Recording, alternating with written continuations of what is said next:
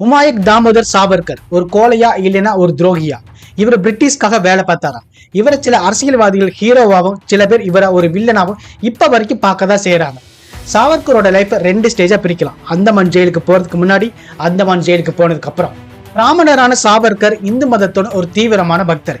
இவர் இந்து மதத்தை மதமா பார்க்காம இந்து மதம் இந்திய மக்களோட கலாச்சாரத்தோட அடையாளமா தான் இந்து மதத்தை பார்த்தார். மக்கள் எப்படி வாழணும் அப்படிங்கிறத இந்து மதம் தான் கத்துக் கொடுக்கும் அப்படிங்கிறத முழுமையா நம்பவும் செஞ்சார். இவர் நிறைய புக்ஸ், போயம்ஸ் எல்லாம் எழுதியிருக்கிறாரு. இதன் மூலமா சுதந்திர வேக்கைய மக்கள் கிட்ட தூண்டவும் செஞ்சிருக்கிறாரு. 1857 வருஷம் சிப்பாய் கழகம் நடந்துச்சு. அது ஒரு கலவரம் சொல்லி பிரிட்டிஷ் அதிகாரிகள் பூசி முழுகவும் செஞ்சாங்க. ஆனா சாவர்கர் இது இந்திய சுதந்திர போராட்டத்திற்கான தொடர்ச்சி அப்படிங்கறத ஆணித்தரமா நம்பினார். அதனால Savarkar 1857 Indian war of independence அப்படிங்கிற புக் எழுதினார். ஆனா இந்த புத்தகம் வெளியே வர்றதுக்கு முன்னாடியே பிரிட்டிஷ் அதிகாரிகள் இந்த புக்கை தடை பண்ணினாங்க. அதனால இந்த புத்தகம் வேற வேற கவர் பேஜ்ல பப்ளிஷ் ஆகி இந்தியாவில் உள்ள வெவ்வேறு நகரங்களுக்கு கொண்டு வரப்பட்டது. பிரிட்டிஷ் அதிகாரிகளுக்கு தெரிஞ்சிருக்கு, ஒருவேளை இந்திய மக்கள் எல்லாருமே ஆயுதம் எடுத்து தங்களுக்கு எதிராக போராட ஆரம்பிச்சாங்கன்னா தங்களால தாக்கு பிடிக்க முடியாது அப்படின்னு நினைச்சாங்க.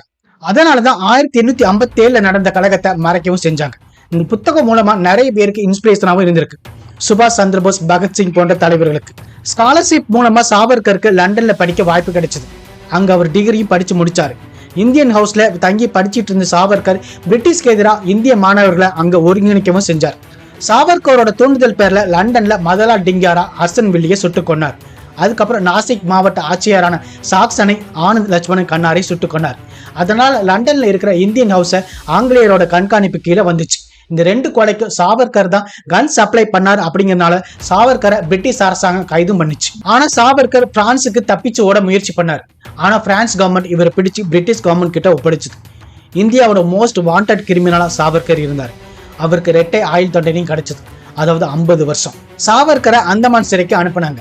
அந்தமான்ல இருக்கிற காலாப்பனிங்கிற ஜெயில. அங்க ஜெயில் தண்டனை மிக கொடுமையா இருக்கும். ஆங்கிலேயர்கள் கைதிகளுக்கு மிக கொடுமையான தண்டனை கொடுப்பாங்க. மாடுகளுக்கு பதிலாக கைதிகள் தான் செக்கு எண்ணெயை எடுக்கணும். ஒவ்வொரு நாளும் ஒரு டார்கெட் உண்டு. அந்த டார்கெட்டை அவங்க ரீச் பண்ணலைன்னா அவங்களுக்கு கடுமையான தண்டனையும் கொடுக்கப்படும். அங்க டாய்லெட் யூஸ் பண்றது கூட டைம் கொடுக்கப்படும். அந்த டைம்ல தான் அவங்களோட டாய்லெட்டை யூஸ் பண்ணவும் முடியும். அப்படிப்பட்ட ஜெயில தான் சாவர்கர் தண்டனையை அனுபவிச்சார். ஆனா தேச தலைவர்களான காந்திஜியோ நேருஜியோ இந்த மாதிரியான ஜெயில் தண்டனையை அனுபவிக்கல. இந்த ஜெயில இருக்கிற சிறை கைதிகள் ஒருத்தருக்கு ஒருத்தர் கூட பேசக்கூட முடியாதபடி ஜெயில் கட்டியிருப்பாங்க. அப்படியே மீறி பேசினா அவங்களுக்கு கடுமையான தண்டனை கொடுக்கப்படும். காலாப்பனி ஜெயில 3 விதமான தண்டனை கொடுக்கப்படும். அடிச்சு சித்திரவதை பண்ணுவாங்க, சாப்பாடு போடாம பசியா வச்சிருப்பாங்க, அதுக்கப்புறம் தனிமையிலே வச்சிருப்பாங்க. இந்த தனிமையிலே இருக்கிறது தான் ரொம்ப கொடுமையான தண்டனையா இருக்கும். அதுல சில பேர் பைத்தியம் பிடிச்சு தற்கொலையும் பண்ணியிருக்கிறாங்க. சாவர்கர் ஜெயில இருக்கும்போது போயமும் எழுதியிருக்கிறாரு. அந்த போயத்தை சுவர்ல கல்லாலையும் அவரோட கையாலையும் எழுதியிருக்கிறாரு. கிட்டத்தட்ட 6000 போயத்தை எழுதியிருக்கிறாரு. ஆனா அது பிரிட்டிஷ் அதிகாரிகள் இதை பார்த்துட்டு அந்த போயத்தெல்லாம் அழிச்சு விட்டுட்டு சாவர்கரை அடிச்சு சித்திரவதையும் பண்ணியிருக்கிறாங்க. ஆனாலும் அதெல்லாம் ஞாபகப்படுத்திட்டு திரும்பவும் அந்த போயத்தை எழுதுவார். இந்திய சுதந்திர போராட்ட வீரர்களையே சாவர்கர் மட்டும்தான் அதிகமான ஆண்டுகள் சிறை தண்டனையை அனுபவிச்சார். 11 வருஷம் அந்தமான் ஜெயிலையும், 3 வருஷம் ரத்னகிரி ஜெயிலையும், 13 வருஷம் ஹவுஸ் அரஸ்ட்லயும் இருந்திருக்கிறார். மொத்தம் 27 வருஷம் தன்னோட வாழ்க்கையை இழந்திருக்கிறார். அவரோட லா டிகிரியை கூட பிரிட்டிஷார் பிடுங்கி வச்சுட்டாங்க. சாவர்கர் அந்தமான் ஜெயில தண்டனை அனுபவிச்சு 6 மாசத்துக்குள்ளேயே பிரிட்டிஷார் கிட்ட தன்னை விடுவிக்கும்படி பெட்டிஷன் அனுப்பினார். 6 முறை இந்த மாதிரி பெட்டிஷன் அனுப்பினார். கடைசியா 1920 வருஷம் அந்தமான் ஜெயில இருந்து ரத்னகிரி ஜெயிலுக்கு மாத்தினாங்க.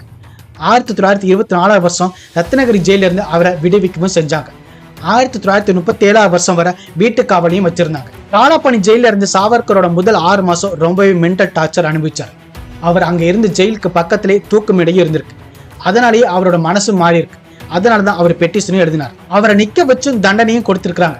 அவர் சுவர்ல எழுதின போயத்தை தான் வெளியில வந்த பிறகு அந்த போயத்தை மனப்பாடம் வச்சு அது புக்கா வெளியிடவும் செஞ்சார். நேருவும் காந்திஜியும் ஜெயிலுக்கு போயிருக்கிறாங்க. ஆனா காலாப்பனி போன்ற கொடூரமான ஜெயிலுக்கு அவங்க போனது கிடையாது. சாவர்கர் பிரிட்டிஷாருக்கு 6 முறை பெட்டிஷன் அனுப்பியிருக்கிறாங்க. ஆனா பிரிட்டிஷ் கவர்மெண்ட் எப்படி அந்த பெட்டிஷனை ஒத்துக்கிட்டு அவரை விடுவிச்சாங்க. அந்த லெட்டர்ல அவர் எழுதும் போது இவர் ஒபீடியன்ட் சர்வன்ட் அப்படின்னு தான் எழுதியிருப்பார். சில பேர் சாவர்கரியா பிரிட்டிஷ் கவர்மெண்ட்டுக்கு இவர் ஒபீடியன்ட் சர்வன்ட் அப்படின்னு எழுதணும்னு சொல்லிட்டு குற்றச்சாட்டமும் செஞ்சாங்க. நம்ம ஸ்கூல்ல படிக்கும்போது கூட ஒரு லெட்டர் எழுதும் போது இவர் ஒபீடியன்ட் அப்படின்னு தான் எழுதும். அதே போலதான் ஒரு லாயரான இவர் அதே மாதிரி அவர் எழுதியிருக்கிறார்.